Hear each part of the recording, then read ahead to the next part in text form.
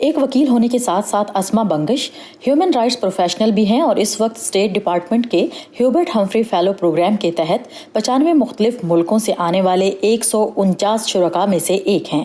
खैबर पख्तूनख्वा के एक क़दामत पसंद इलाके से ताल्लुक़ रखने वाली अस्मा अपनी प्रोफेशनल सलाहियतों में इजाफे के लिए इससे पहले स्वीडन और अमेरिका का सफ़र कर चुकी हैं। ख़ास तौर पे मैं अपने वालिद का ज़िक्र करना चाहूँगी, जिन्होंने हमारी तालीम के लिए बहुत मेहनत की, बहुत कुर्बानियाँ दी और हमेशा हमारे साथ खड़े रहे। कभी भी मुझे नहीं महसूस हुआ कि उन्होंने मेरे भाइयों में और हम में कोई फ़र्क किया हो।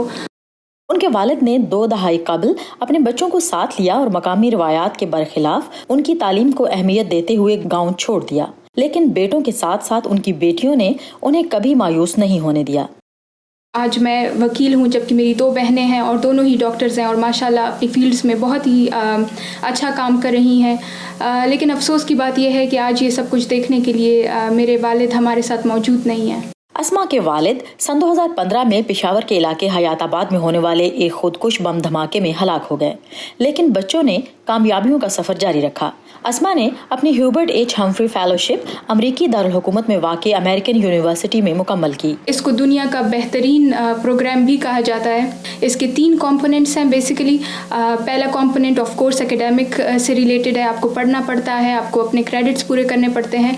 उसके अलावा आपकी प्रोफेशनल डेवलपमेंट होती है। थर्ड कंपोनेंट उसका है वो है नेटवर्किंग का, उसमें आप डिफरेंट ऑर्गेनाइजेशंस को यहाँ विजिट करते हैं। तो एक बहुत ही ज़बरदस्त प्रोग्राम रहा ये पूरा साल। Hubert H Humphrey fellow programme पिछले 40 सालों से अपनी प्रोफेशनल इस्तात बढ़ाने के ख्वाहिशमंद अफराद को दुनिया भर से हर साल अमरीका आकर तालीम और तरबियत का मौका देता है। इस प्रोग्राम के तहत अब तक 6000 से ज्यादा प्रोफेशनल्स अमरीका आकर अपने प्रोफेशनल कद में इजाफा कर चुके हैं। अस्मा की फेलोशिप भी कामयाबी से मुकम्मल हो चुकी है, लेकिन कोरोना वायरस ने उनकी ग्रेजुएशन पर भी असर डाला है और बाकी कॉलेज और यूनिवर्सिटियों की तरह उनकी ग्रेजुएशन भी ऑनलाइन हो रही है। Particularly in the Islamic world, understand that they are not limited in any way due to their religion, and I applaud you for that.